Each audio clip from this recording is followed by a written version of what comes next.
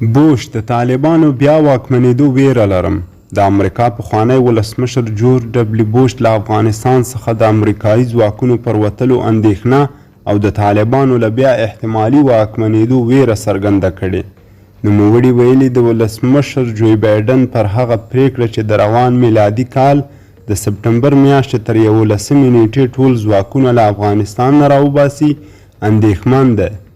بوش همدا راز زیاته کړې که چیرې امریکایي ځواکونه له افغانستان څخه ووځي هسې نه طالبان بیا واک ته ورسیږي او د ښځو حقونو په ګډون 20 کلنې لاسته راوړنې له منځه ویوسي.